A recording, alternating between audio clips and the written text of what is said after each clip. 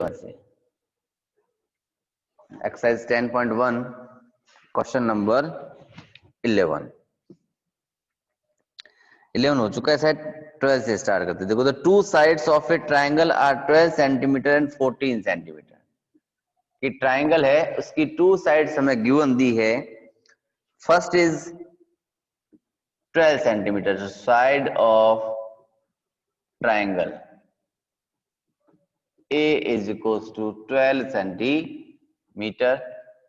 उसके बाद second side मिली हमें 14 सेंटीमीटर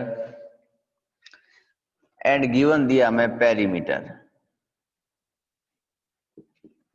ऑफ ट्राइंगल, वो मिला मुझे 30 सेंटीमीटर। हमें ये पता है पेरीमीटर जो होता है बेटा किसका, ट्राइंगल का, वो होता है sum of all sides. All sides perimeter given दिया है 30 के इक्वल। सम ऑफ ऑल साइड्स होती है a plus b plus C.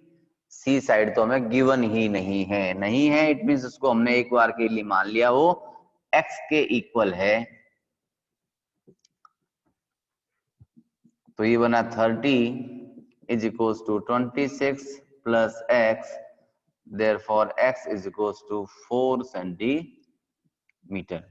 I think ये क्वेश्चन भी हो चुका था, क्योंकि इस क्वेश्चन पे हमने ये डिस्कस किया था कि किसी ने ये कहा था कि इसकी सम जो है मेरी बुक में 36 दे रखा है, मैं उसका कोई फर्क नहीं पड़ता, हमारे पास 30 गिवन है मेरे पास मेरी बुक में, तो मैंने 30 से कर दिया। अगर 36 से करते तो आंसर 10 बन जाता।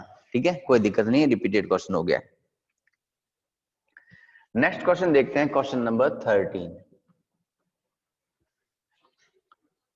Find the cost of fencing. Fencing का मतलब क्या होता है, boundary of a square park 250 metre. तो लिखा length of square park 250 metre. Fence, fence का मतलब होता है बाउंड्री, बाउंड्री का मतलब पेरीमीटर। पेरीमीटर कह दूं या इसको फेंस कह दें, वो किसके इक्वल होता है, 4 मल्टीप्लाई बाय साइड के। साइड 250 मिला, ये हो गया 1000 मीटर। 1000 मीटर इसकी पार्क की क्या हो चुकी है, बाउंड्री हो चुकी है। इसने दिया कॉस्ट, हमें निकालना है टोटल कॉस्ट कि इस बाउंड्री पर कुल मिलाकर फेंस कराने का खर्चा कितने रुपए लगेगा। वो कह रहा है 1 मीटर पर खर्च करता है वो 20 रुपीज। तो टोटल खर्च हो जाएगा rupees 20 multiply with 1000, it gives 20,000 rupees. कुल मिला के 20,000 रुपए का खर्चा आएगा जब वो इस पार्क की क्या कराएगा, फेंसिंग कराएगा। फेंसिंग का मतलब होता है बाउंड्री बनवाएगा। ठीक है, नेक्स्ट क्वेश्चन सेम एज है, बट यहां इस क्वेश्चन ने इसने हमें क्या दिया था, स्क्वायर पार्क दिया था। वहां हमें पार्क कैसा दे रखा है, रेक्टेंगुलर पार्क। पार्क कैसा मिला हुआ है, रेक्टेंगुलर पार्क मिला हुआ है। ठीक है, चलो देखते हैं question number 14। Find the cost of fencing A rectangular park of length. तो क्या लिखा हमने, लेंथ ऑफ रेक्टेंगुलर पार्क, वो मिली हमें 175 मीटर। फिर ब्रेथ मिली, ब्रेथ ऑफ रेक्टेंगुलर पार्क, वो मिला 125 मीटर। इसमें भी क्या करनी है, इसकी फेंसिंग, फेंसिंग का मतलब क्या हो गया बेटा कि पेरीमीटर, तो पेरीमीटर कह दें या इसको फेंस कह दें, वो क्या होगा 2 multiply with length plus breadth. Formula अपना ये था पेरीमीटर और रेक्टेंगल। चलो वैल्यू पुट करते हैं, लिखा 2 मल्टीप्लाई विद 175 प्लस 125, इन दोनों को फर्स्ट ऑफ ऑल ऐड करेंगे तो बनेगा 300, 2 3 जा 6, तो आया 600 मीटर। तो फेंस कितनी हो गई 600 मीटर। इसकी कॉस्ट के लिए कह रहा है वो 12 रुपीज पर मीटर, तो टोटल कॉस्ट निकाल दें, तो total cost is equals to rupees, 1 metre के कितने लगते हैं 12 रुपीज, अपना कितना है टोटल के 600 मीटर, तो 12 6 72 100 रुपीज। इसने काम सस्ता करा लिया है ना, इसने काम सस्ता करवा लिया। वो 20 रुपए मीटर में गया था, ये 12 रुपए मीटर में करवा के आ गया। ठीक है, सिंपल सा क्वेश्चन था, इजी सा क्वेश्चन था, आई थिंक समझ में आ गया। चलो एक बार इसका स्क्रीनशॉट ले लो, हालांकि पीडीएफ मिल जाएगी आपको, बट पीडीएफ पहले इससे पहले वाले चैप्टर की आएगी आज ही। चलो हो गया क्वेश्चन नंबर, बात करते हैं 15 की।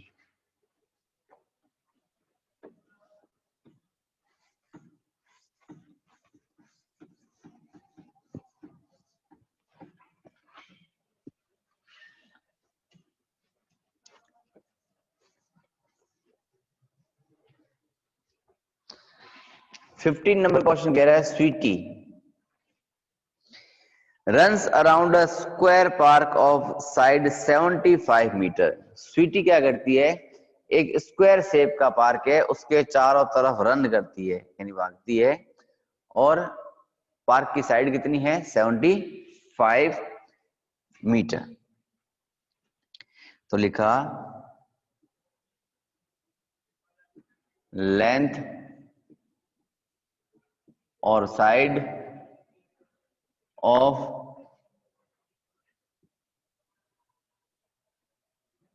Square park 75 metre. जैसा क्वेश्चन ने दिया वैसा लिखते रहते हैं। उसके बाद कह रही है बुलबुल runs around the rectangular park, तो पहले बुलबुल को भूल जाते हैं। वो कह रहा है हु कवर्स लेस डिस्टेंस, तो कितना चलेगी, तो फर्स्ट ऑफ ऑल किसकी बात कर रहे हैं हम लोग, स्वीटी, फॉर स्वीटी। ठीक है, इसका निकाल दिया हमने पेरीमीटर और ब्रैकेट में लिख दिया डिस्टेंस कवर बाय स्वीटी, होता है 4 multiply with side, it means 4 into 75 multiply कर दिया, बन गया 300 मीटर। यानी स्वीटी जो है वो पूरा चक्कर कितना निकाल रही है, डिस्टेंस कवर कितना कर रही है 300 मीटर। सेकंड थिंग बात करते हैं बुलबुल के लिए। बुलबुल, चलो बुलबुल के लिए क्या दे रखा है, बुलबुल चलती है रेक्टेंगुलर पार्क में, तो लिखा लेंथ ऑफ रेक्टेंगुलर पार्क, वो दे रखी है 60 मीटर, सेम एज ब्रेथ दे रखी है हमें, breadth of rectangular park is equals to 45 metre. इसकी डिस्टेंस कितनी हो जाएगी, तो इसका भी पेरीमीटर निकालें और ब्रैकेट में लिख देते हैं डिस्टेंस कवर बाय बुलबुल।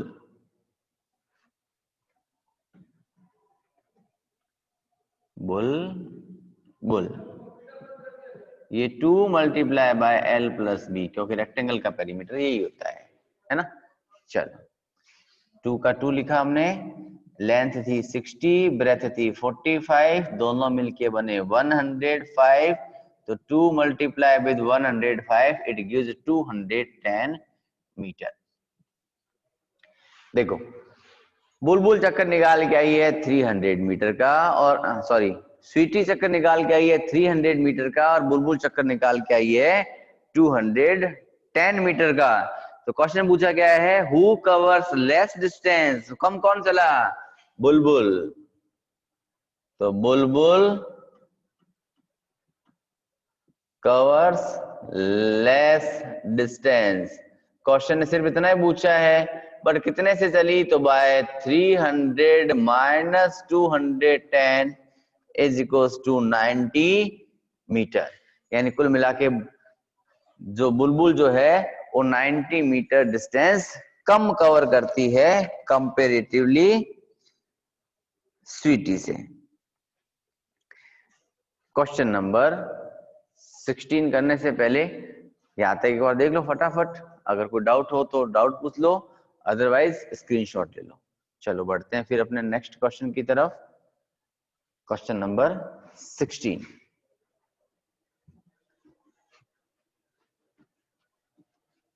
इसमें कुछ एक फिगर्स गिवन है बेटा में, जिसमें स्क्वायर भी है, रेक्टेंगल भी है, ट्राइंगल्स भी है। ठीक है, क्वेश्चन कह रहा है what is the perimeter of each figure. सब फिगर्स का पेरीमीटर उसने पूछा है, किसका पेरीमीटर कितना है। तो फर्स्ट ऑफ ऑल सारे फिगर्स ड्रॉ करते हैं हम लोग। क्वेश्चन नंबर 16 में फर्स्ट ऑफ ऑल मिला मुझे एक स्क्वायर जिसकी साइड्स गिवन दी है हमें 25 सेंटीमीटर। तो टू साइड बना दी, बाकी सारी सेम है। सेकंड दिया है हमें एक रेक्टेंगल जिसकी लेंथ दे रखी है 40 सेंटीमीटर और ब्रेथ दे रखी है 10 सेंटीमीटर। थर्ड हमें एक फिर रेक्टेंगल मिला जिसमें दे दिया उसने हमें 30 सेंटीमीटर एंड 20 सेंटीमीटर। और लास्ट वन मिला मुझे एक ट्रायंगल, उसकी साइड्स दे रखी है 40 सेंटीमीटर, 30 सेंटीमीटर एंड 30 सेंटीमीटर। ये फोर्थ नंबर फिगर है, third, second and first. What is the perimeter of each figure. जितने भी फिगर्स बने हैं सबके पेरीमीटर्स क्या होंगे। What do you infer from the answer, और तुम आंसर से क्या इंफॉर्मेशन निकालते हो। तो पहले आंसर निकालेंगे फिर बात करेंगे। देखो ये था अपना स्क्वायर, स्क्वायर के लिए सीधा पेरीमीटर, मैं शॉर्टकट कर रहा हूं उसको, perimeter of figure first 4 into side होगा, क्योंकि क्या है अपना ये स्क्वायर। तो आया 4 multiply by 25 it gives 100 centimetre. इतना ही मिलना है। ठीक है, चलें सेकंड की बात करूं मैं अगर, कि perimeter of figure second. Figure second कौन सा बेटा, रेक्टेंगल। रेक्टेंगल का पेरीमीटर 2 ब्रैकेट में लेंथ प्लस ब्रेथ। तो 2 का 2 लेंथ मिल गई 40, ब्रेथ मिली हमें 10, तो ये हुआ 2 into 50 it gives 100 centimetre. First का आंसर भी 100 आया था, सेकंड का आंसर भी 100 आया है। अब थर्ड हमें क्या सिखाता है देख लेते हैं। थर्ड फिर थर्ड भी रेक्टेंगल ही बना हुआ है बेटा, है ना। तो पेरीमीटर ऑफ फिगर थर्ड,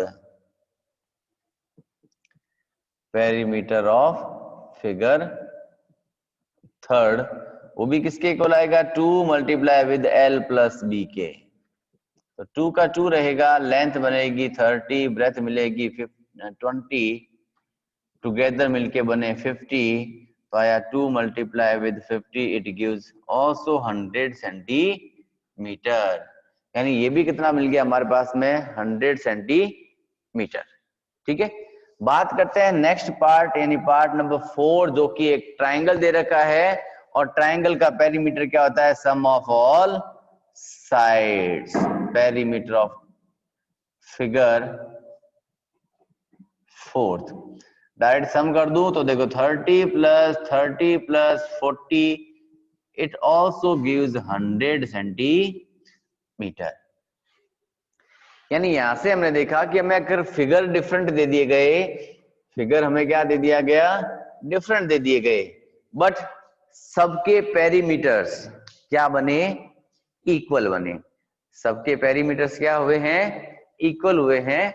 अगर फिगर्स अलग अलग दे दिए गए तो भी कोई दिक्कत वाली बात नहीं है, बट पेरीमीटर क्या हुआ है, सबका इक्वल मिला। पेरीमीटर सबका क्या बना है, इक्वल मिला। इसका मतलब अगर शेप बदल जाती है तो कोई फर्क पड़ता नहीं है, बट डिफरेंट फिगर्स जो होते हैं उनके पेरीमीटर्स इक्वल भी हो सकते हैं। ठीक है, तो कई स्टूडेंट के दिमाग में क्वेश्चन आएगा कि सर ऐसा कैसे हो गया कि फिगर तो अलग अलग शेप के थे, अलग अलग साइज के थे, बट पेरीमीटर कैसे हो सकते हैं सेम, क्यों नहीं हो सकते। मैंने एक धागा लिया, थ्रेड ले लिया एक, मैंने कोई भी, जिसकी लेंथ मान ली मैंने 10 सेंटीमीटर रखी। ठीक है, मैं उसी 10 सेंटीमीटर के थ्रेड को एक स्क्वायर शेप में बना सकता हूँ, एक रेक्टेंगल में डाल सकता हूँ, एक ट्रायंगल बना सकता हूँ, इवन एक सर्किल भी बना सकते हैं, इवन एक सर्किल भी बना सकते हैं, तो उसमें कोई फर्क पड़ने वाली बात नहीं है। ठीक है, तो इसी के साथ अपनी एक्सरसाइज 10.1 के क्वेश्चन नंबर 16 तक कंप्लीट होता है। क्वेश्चन नंबर 17 जो है उसको हम लोग लेंगे एक्सरसाइज 10.2, जब बुक एक्सरसाइज को लेके बैठेंगे स्क्रीन के ऊपर, स्क्रीन शेयरिंग में करेंगे उसको, उस समय इस क्वेश्चन की बात करेंगे। ठीक है,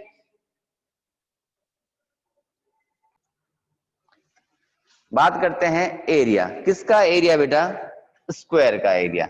बात की हमने area of square. First of all क्या देखा हमने, पेरीमीटर देखा। पेरीमीटर में कहां चले हम लोग, बाउंड्री पर। पेरीमीटर में कहां चले थे हम लोग, बाउंड्री पे चले थे। अब इसके अंदर अंदर जाएंगे। देखो जैसे मान लिया मैंने ये बनाया आपके लिए एक स्क्वायर, जब मैं इसके किनारे किनारे बाहर बाहर घूम के आता हूं